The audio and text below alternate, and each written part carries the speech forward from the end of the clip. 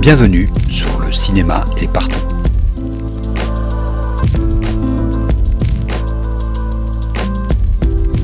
Un podcast sur l'industrie du cinéma et ses évolutions.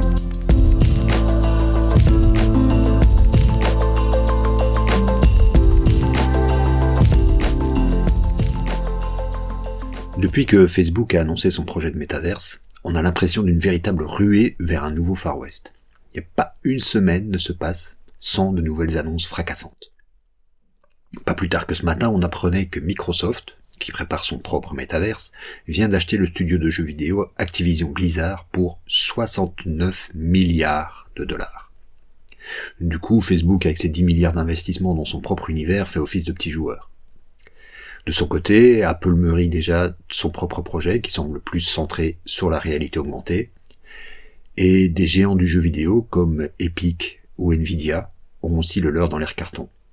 Bref, qu'on le veuille ou non, les métaverses arrivent. Alors avant de rentrer dans le vif du sujet, je voudrais faire quelques remarques. 1. Le métaverse n'est pas une idée neuve. Il existe déjà largement dans le monde du jeu vidéo avec des licences comme Fortnite, Roblox, Grand Theft Auto, Minecraft et beaucoup d'autres. Il s'y passe depuis longtemps des activités qui dépassent largement le seul domaine du jeu vidéo. On a vu par exemple des concerts qui ont réuni des millions de personnes. On ne parle pas ici donc de science-fiction ou de délire de milliardaires, on parle d'un phénomène en cours, déjà existant. 2. Les projets que préparent les géants du net représentent une vision qu'on pourrait dire infernale du métaverse, des univers totalement centralisés, où les activités seront dictées par les conditions d'utilisation que ces entreprises, et elles seules, dicteront. Mais comme on l'a vu, même si ce sont eux qui ont mis le sujet sur le devant de la scène, les GAFAM ont en fait une guerre de retard. Il existe des alternatives décentralisées qui utilisent la blockchain comme Decentraland, qui sont basées sur une gestion communautaire de l'espace. Et une fois encore, les jeux vidéo ont déjà largement un pied dans la porte. On peut parier que malgré les milliards de dollars mis en jeu, ce ne seront donc pas eux qui domineront le marché, comme ils l'ont fait jusqu'à présent. 3e point, en soi, le métaverse n'est pas une révolution technologique.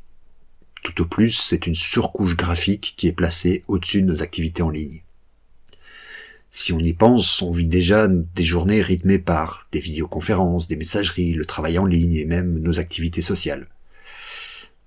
Le métaverse donne simplement une sorte de représentation géographique de tout cela.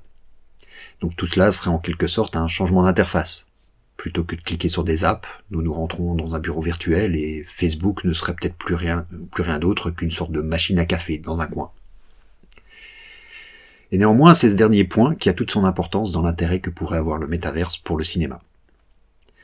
L'une des promesses du métaverse est d'ordre psychologique. En recréant des espaces visuellement distincts pour le travail et les loisirs au sein de nos activités numériques, il nous permettrait de restructurer nos vies, qui ont été durablement chamboulées par les vicissitudes du monde réel.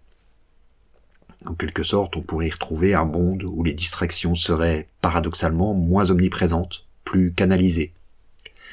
Bref, où nous pourrions reprendre le contrôle de notre temps.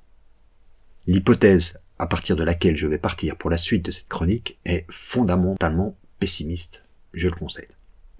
Ce que la crise du Covid nous a appris, à la dure, c'est que le monde, le vrai, est devenu hautement imprévisible. Il y a bien sûr eu la pandémie qui a bouleversé l'économie et le monde du travail comme jamais. Il y a eu les inondations à Liège qui ont montré que même nos situations économiques personnelles étaient précaires. Et on a pu voir à quel point nos chaînes d'approvisionnement étaient dépendantes de péripéties dans d'autres pays. Guerre, canicules, sécheresse, tornades peuvent bloquer des pans entiers de l'industrie. Dans ce monde où tout peut être bouleversé du jour au lendemain, la ruée vers le métaverse peut aussi se lire comme une tentative de retrouver une certaine forme de stabilité, indispensable à l'économie.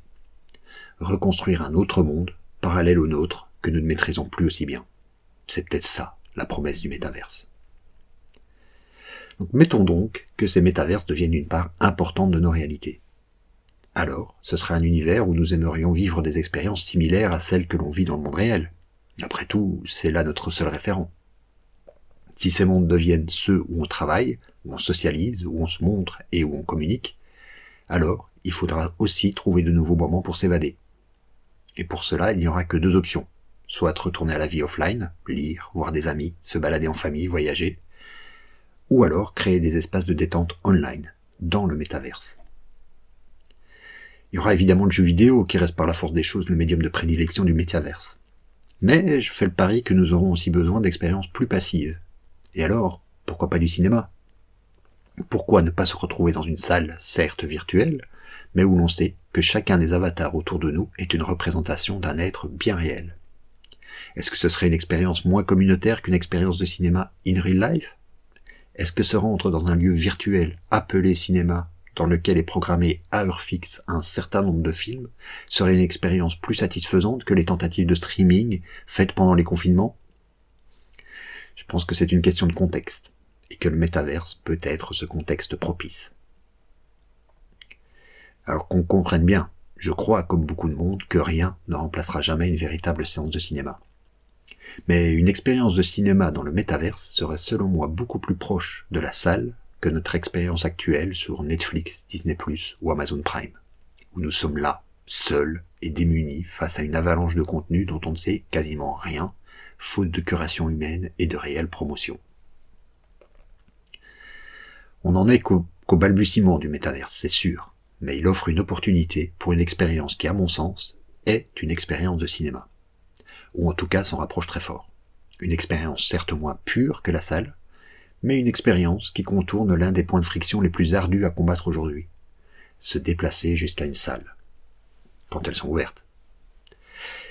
Il y aura, à n'en pas douter, une opportunité à saisir pour des exploitants et des distributeurs aventureux qui ont une vraie stratégie de marque. Avant que les géants du net, qui se battent déjà pour conquérir ces nouveaux territoires, nous referment la porte sur le nez. À la semaine prochaine.